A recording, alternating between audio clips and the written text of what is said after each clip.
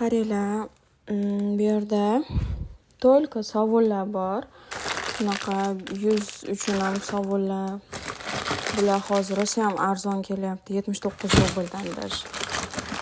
Sovunlar arzon. Hidi вообще zo'r. Hozir hidlari shu xonaga полный chiqib ketdi-da. Korobkani ochishimga.